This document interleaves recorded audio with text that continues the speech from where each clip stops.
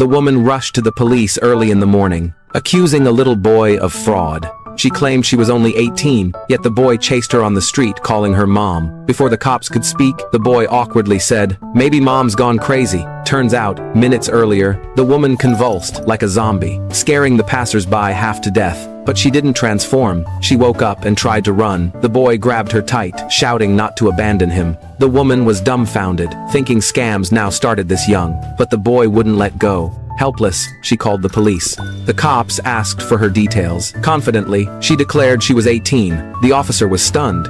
18? She giggled, saying everyone praised her baby face. The cops grew suspicious and asked who the boy's father was. Before the boy could answer, a colleague shouted his father had arrived. The woman scoffed, eager to see the scam leader. But the moment she saw him, she froze.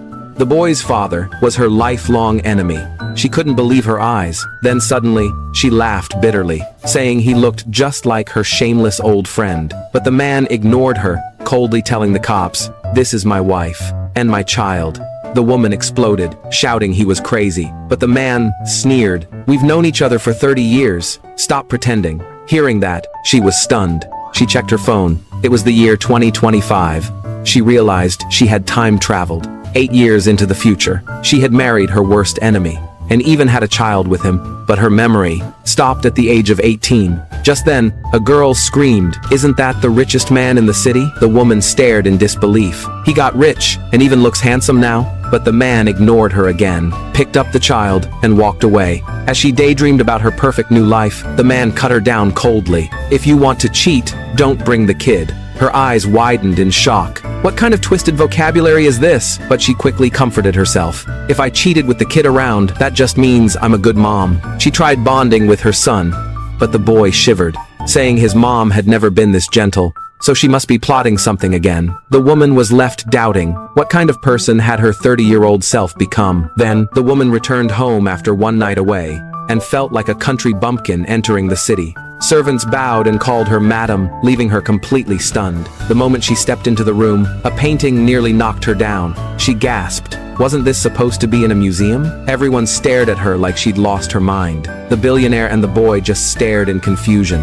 So she tried to act calm, but the next second, she smacked the billionaire's butt. Laughing, she teased, "8 years apart and you're looking good now." Everyone froze. The servants, clueless, thought it was husband and wife flirting, and rushed the boy away to dinner. The woman finally realized her behavior was nothing like a proper madam. The man leaned in coldly, saying if she wanted a divorce, he'd gladly set her free. The woman froze again. Since he wouldn't believe her story, she lied, claiming memory loss. Her last memory was at 18. The man sneered. She'd say anything just to get a divorce. But she herself was curious. How on earth did she marry her worst enemy? After all, they grew up fighting each other. Before crossing over, she had just played a prank on him. The thought made her laugh, but her laughter crushed the man's heart. "Divorce makes you this happy?" But the woman couldn't stop laughing. Quickly, she insisted again. Her memory really ended in the street. The last clear memory was gluing him to a tree. She even called him by his childhood nickname, warning him not to hit her for it. The moment he heard that nickname, his expression shifted. For the first time, he wondered, was she telling the truth? But then, she dropped another bomb. She couldn't even remember her lover. If they divorced, why not keep it peaceful? But when the man heard her mention divorce again, he completely exploded. His voice trembled with fury. "You swore to marry me, and now, you want out? In your eyes, what the hell am I worth?" The tension was explosive, until the little boy ran in, shouting that if they kept fighting, he'd never eat meat again. The woman's heart melted instantly. She rushed to comfort him, but seconds later, she snapped at him instead. "Wipe the meat off your mouth first." The boy blushed, and licked the sauce off awkwardly. The woman sighed but smiled, promising she wouldn't divorce. The man, utterly disappointed, didn't trust her anymore. He scooped up the boy and stormed off. The woman stared after him, confused and bitter. She turned and froze in front of the mirror. Her reflection was stunning. She started complimenting herself non-stop, but quickly noticed the outfit wasn't her style. She shrugged, married to a billionaire enemy. Style didn't matter. Soon, she changed into her favorite outfit. Her son gushed, "Mom, you look amazing!" Even the man looked stunned, but he frowned.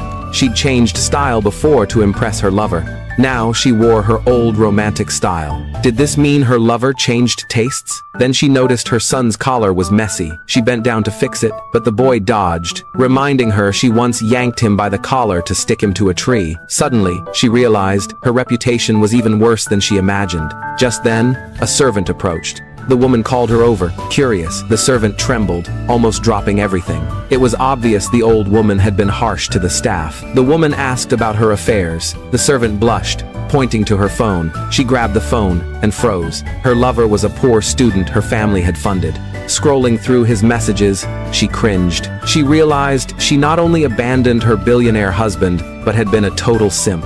Seeing the last meeting spot, she suddenly remembered the street where she woke up. The same place. It was confirmed she had really gone there with her son to meet her lover. Even she was speechless at her own actions.